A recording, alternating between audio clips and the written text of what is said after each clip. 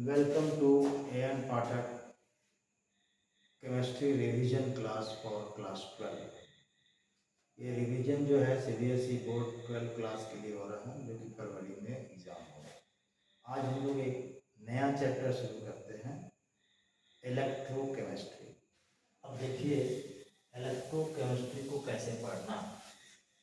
इसमें जो भी क्वेश्चन आएगा वो आपको नस्ट इक्वेशन से आएगा, conductivity, molar conductivity, Faraday law, electrolysis, और आप जो है ये बैटरी समझिए, सेल बैटरी, इससे आना है क्वेश्चन।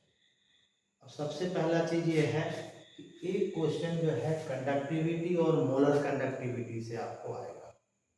तो सबसे बड़ा चीज़ ये है कि आपको कंडक्टिविटी से क्या क्वेश्चन आएगा इसके बारे में जानिए, मोलर कंडक्टिविटी से क्या आएगा इसके बारे में जानिए। तो सबसे पहले हम लोग देखते हैं इलेक्ट्रोकेमिस्ट्री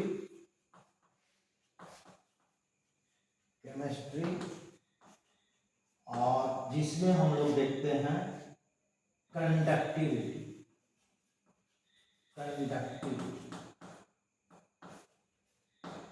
कंडक्टिविटी को एक ही लाइन में जानिए, बुक में क्या है क्या नहीं उससे हमको मतलब नहीं है।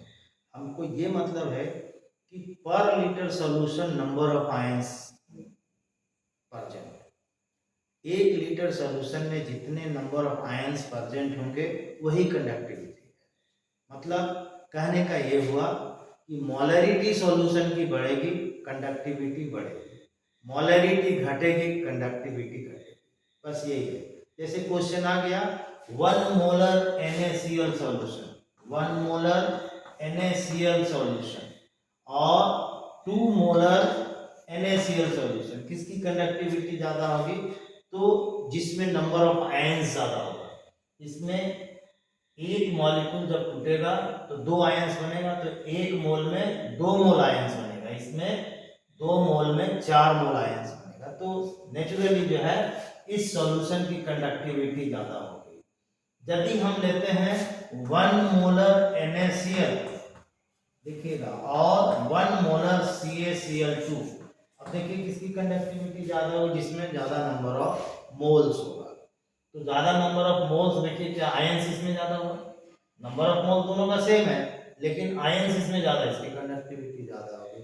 तो ये थोड़ा सा कंडक्ट करना है। तो conductivity number of ions present पर लीटर सॉल्यूशन, ये थ्योरेटिकल कांसेप्ट हुआ। ऐसे आप एनसीईआरटी बुक में जो पुराना किताब है 3.7 क्वेश्चन देख लीजिएगा, उसी टाइप से क्वेश्चन आएगा। देन आफ्टर कंडक्टिविटी हम लोग देखते हैं मोलर कंडक्टिविटी। मोलर कंडक्टिविटी ये movement of ions, molar conductivity means movement of ions, इससे रिलेटेड आयंस का मूवमेंट जितना ज्यादा होगा मोलर कंडक्टिविटी उतना ही ज्यादा होगा, आयंस का मूवमेंट जितना कम होगा मोलर कंडक्टिविटी उतना ही कम होगा। तो आयन का मूवमेंट कब ज्यादा होगा? जब कंसंट्रेशन कम होगा, और आयन का मूवमेंट कब कम होगा? जब कंसंट्रेशन ज्यादा होगा। इसको आप एक केकड़ा संस्कृति से रिलेट कीजिए।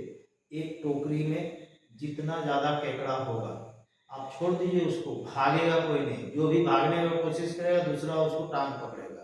तो उसी तरह से जितना केकड़ा का अमाउंट बढ़ता जाएगा, नंबर्स बढ़ता जाएगा, उतना जो है आप निफिक्र रहे तो कोई भी केकड़ा आपका जो है टोकरी से बाहर नहीं जाएगा।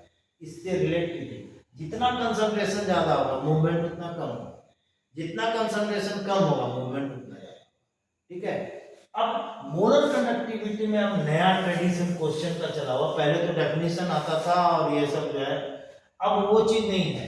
अब ये ट्रेडिशन चला हुआ है क्वेश्चन में कि 2 इलेक्ट्रोलाइट है A और B, ठीक है, इसको डाइल्यूट किया गया, इसको भी डाइल्यूट किया गया।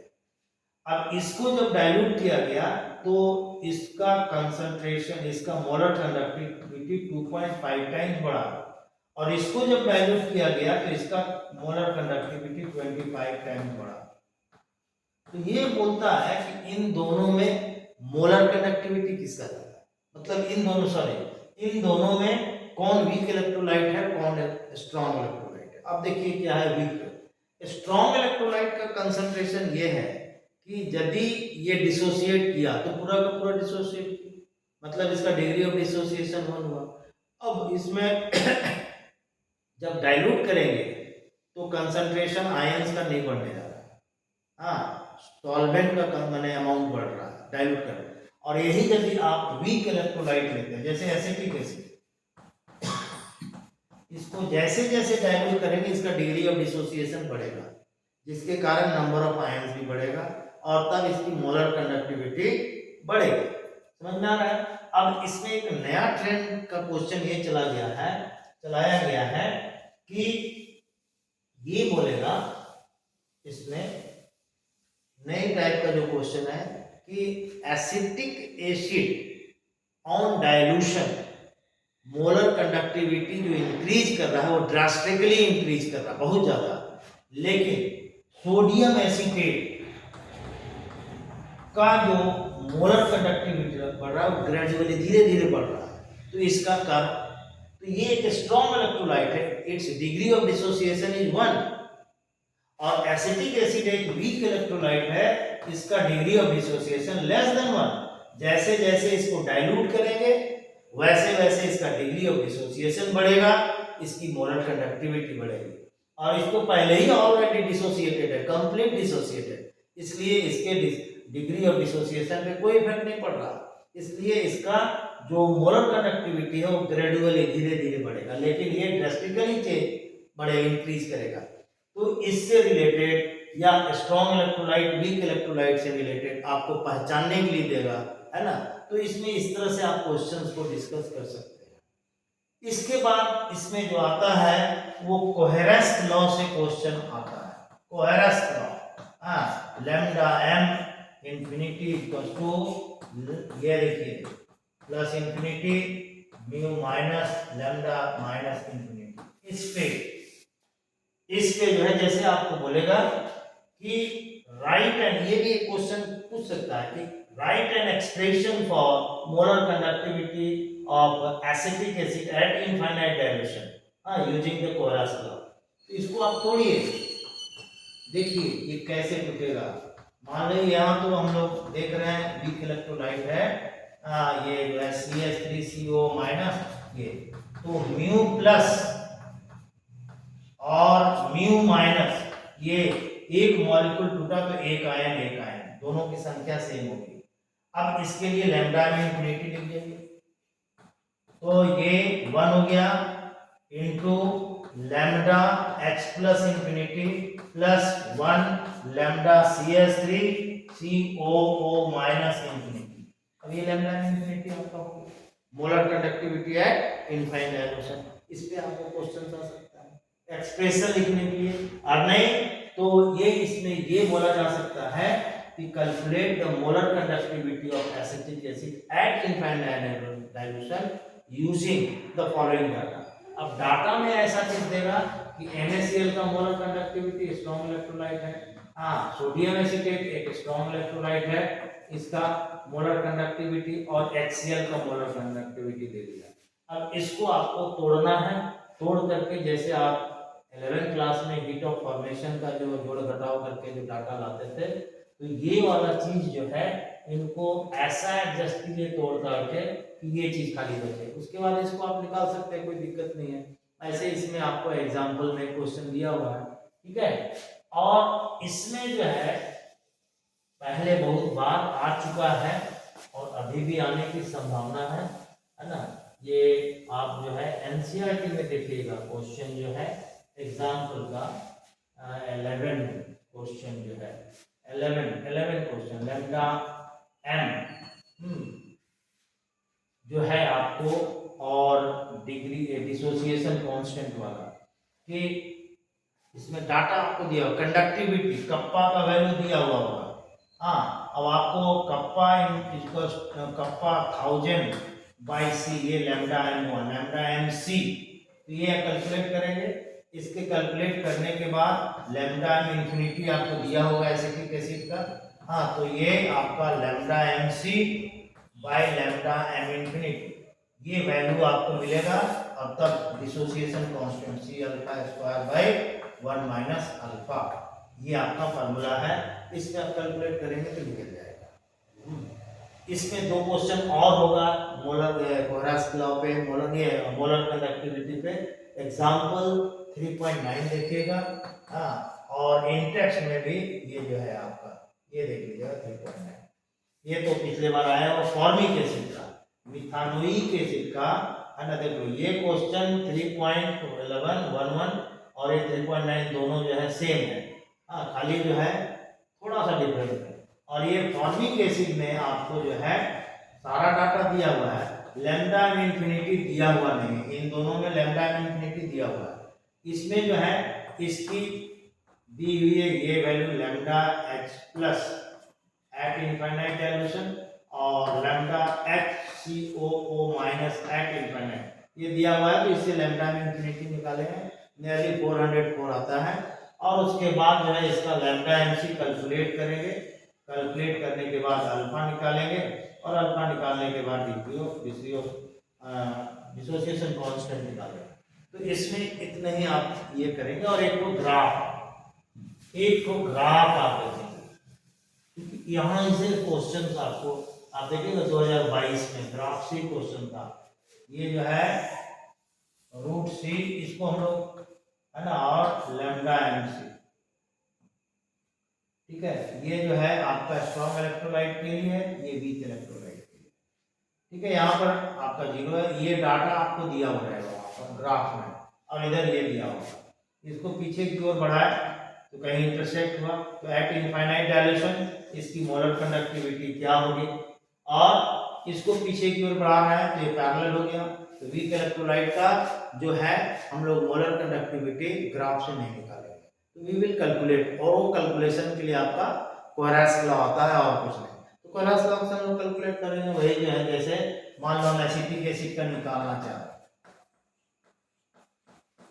ये आपका जो है एसीटेट आयन और H प्लस आयन में टूटा, तो mu plus is equals to mu minus is equals to 1, तो lambda M infinity acetic acid का आपका निकल गया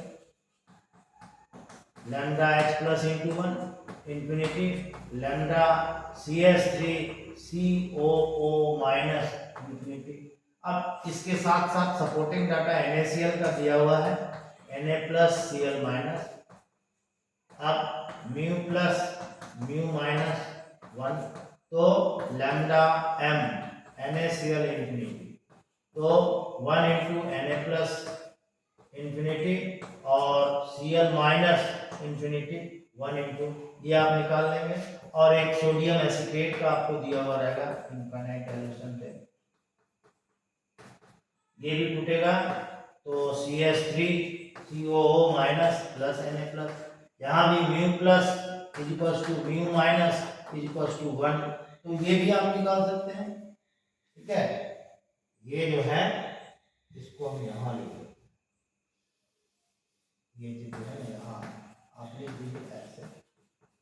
अब इसका वैल्यू लैम्डा एम किसका CS3 COO Na का इनफाइनाइट डाइल्यूशन पे, तो ये क्या हो जाएगा 1 Na प्लस इनफाइनाइट डाइल्यूशन, और ये CS3 COO minus infinite dilution. अब देख लो एक इक्वेशन ये हुआ, हमको ये इक्वेशन चाहिए किससे, इससे, एक इससे, और एक और HCl का दिया हुआ, HCl टूटेगा H प्लस और Cl माइनस में, म्यू प्लस म्यू माइनस 1, तो लैम्डा m इंफिनिटी और HCl म्यू लैम्डा प्लस ये और लैम्डा Cl माइनस ये चौथा इक्वेशन। अब इनको देखो, हमको H प्लस चाहिए प्लस में, इसको और इसको ये दोनों को ऐड करेंगे और इसको माइनस करेंगे, ये पूरा आ जाएगा है ना। इसको और इसको ऐड कीजिए तो आपका lambda m infinity acetic acid का जो वैल्यू आएगा वो ये लैम्डा m इंफिनिटी HCl का plus lambda m infinity acetate ion का और minus lambda M infinity N C, बस हो गया। ये वैल्यू आप बैठा दीजिएगा, आपको मिल जाएगा इसमें आंसर। तो ये आप कर सकते हैं।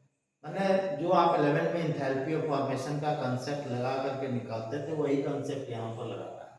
तो ये जो है आपका कंडक्टिविटी पार्ट हो गया। इसमें 3 तरह का न्यूमेरिकल है। अब इसके अलावा ये थोड़ा सा और प्रैक्टिस करना है, खाली वो एग्जाम्पल है 3.4 और 3.5 एग्जाम्पल। हाँ, यदि नई बुक है तो 2.4 और 2.5 ये आप देख लीजिएगा, क्योंकि इसमें यूनिट का कंसेप्ट है, मीटर और सेंटीमीटर का है। तो यहाँ पर स्टूडेंट की गलती होती है, तो गलती से बचना है तो इसको आप देख लीजिए, कोई दिक्कत नहीं। तो एक पार्ट हुआ, इसमें से 2 नंबर का क्वेश्चन निकल सकता है। ज्यादातर क्वेश्चन जो है मोलर कंडक्टिविटी और इस तरह के न्यूमेरिकल से निकाला जा सकता है।